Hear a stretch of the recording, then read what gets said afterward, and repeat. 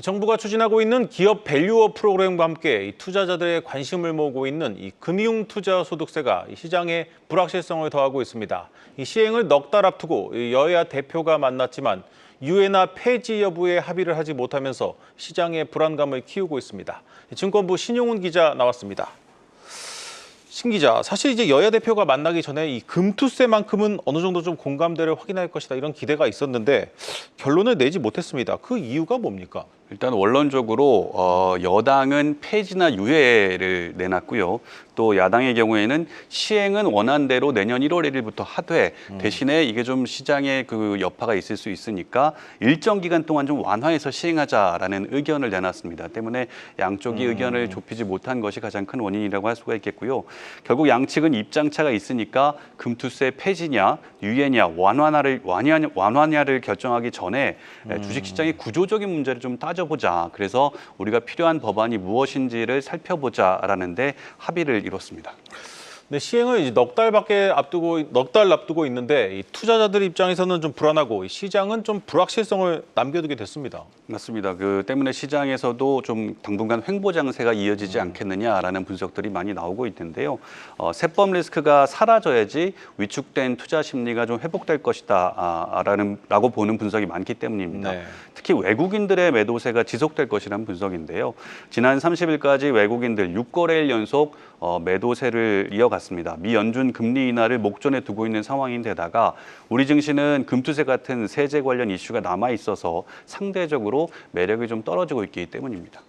네, 물론 외국인 투자자나 외국인 펀드는 이 금투세 과세 대상이 아니긴 하지만 이 개인들이 등을 돌리고 있는 우리 시장이 매력적일 수는 없습니다.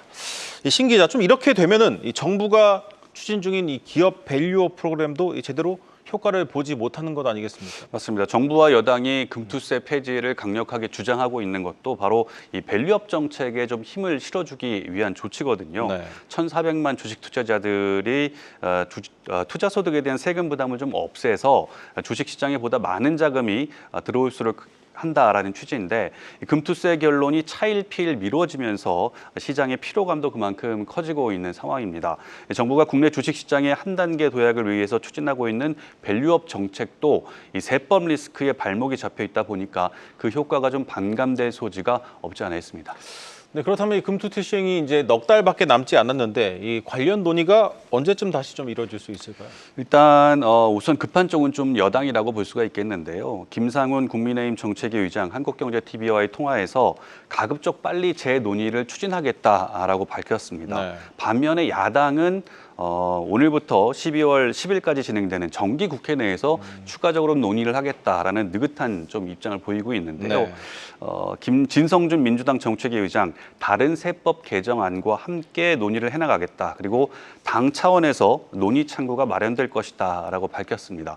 문제는 시간인데 논의를 하기 위한 시간이 좀 절대적으로 부족한 것이 현실입니다. 우선 이 9월 중순에는 추석 연휴가 끼어 있는 상황이고요. 또 9월 말부터는 본격적인 국정감사 준비가 시작됩니다. 네. 사실상 이번 주와 다음 주가 실질적으로 논의를 할 수 있는 기간인데 금투세 논의에 앞서서 주식시장의 구조적인 문제부터 짚어보고 또 상속세라든가 배당소득 분리과세 문제, 거래세 같은 여러 가지 세제 개편안을 같은 선상에 올려두고 논의하기에는 좀 빠듯한 일정이다라고 볼 수가 있겠습니다.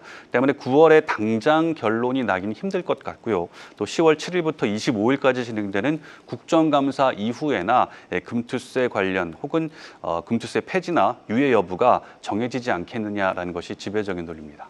네, 잘 들었습니다. 증권부 신용훈 기자였습니다.